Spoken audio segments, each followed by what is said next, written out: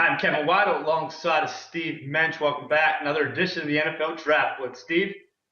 Today we're going to talk about Teddy Bridgewater, Louisville quarterback. Starting to hear some rumors. His stock starting to fall a little bit. Where is he going to land? Is he going to be in the bottom of the first? Is he going to be out of the first round? I know you have some strong opinions on Bridgewater, and go ahead, fire away, but Well, I think he's the best quarterback in the class, and I really don't think there's much of a question.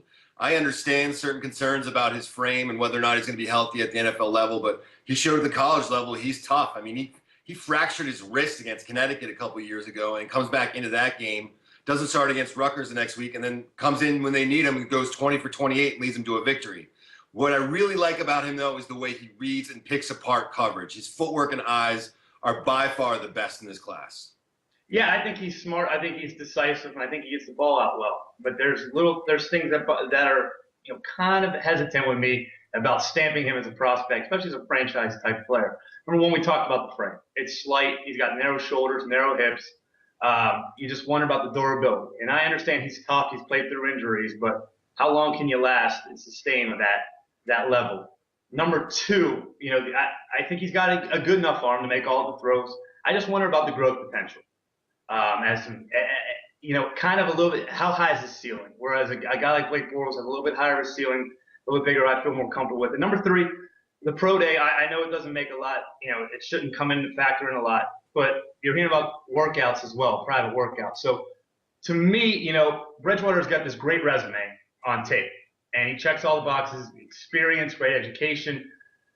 The concerns I have, though, is you come in with your boss for a job interview, and you totally bomb it. So automatically, to me, if he comes in and has a bad workout, I'm automatically going to have some doubts as a GM, putting the franchise on the line. So I think that's why you're starting to see him fall a little bit. Yeah, listen, I understand. I think you're right, and we agree on some things. I think we disagree on how much of an impact on his stock it should have. He has not handled the offseason process as well as the other quarterbacks. I don't think there's any question about that. But to me, I'm looking at that resume and saying it's by far better than the other quarterbacks. To me, it's not even close. And I love when people talk about potential and upside, and I get it. I love players that could have that high ceiling. But at the end of the day, do you want a guy that's going to maybe get there, or do you want a guy that is going to be there already? And to me, I think Bridgewater's ready to come in and run an NFL offense, and that's why he jumps out to me as the best quarterback in the class. Blake Bortles has got some nice things. It's not that I don't like him. It's just that he's not there in terms of reading coverage, picking apart coverage from within the pocket. It's not on the same level. And if you're going to talk about durability, it goes back to what we talked about with Johnny Manziel, too.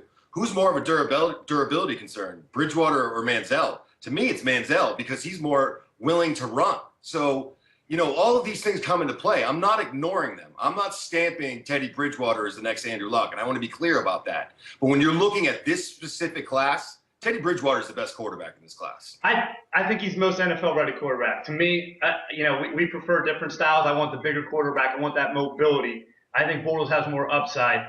I know he's got some work to do in terms of lower body, but he's also got a strong presence. One thing I'll say about Bridgewater and Bortles is through all the criticism, they've been quiet.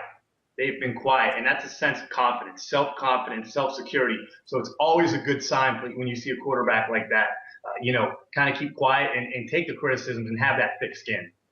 Yeah, I don't have any question about either one of them. Again, this isn't a knock on Bortles. I just like Bridgewater's tape better. I don't have any question about their, mental ability to handle that role as being a franchise NFL quarterback. And same with Johnny Manziel as well. Throw that in the conversation.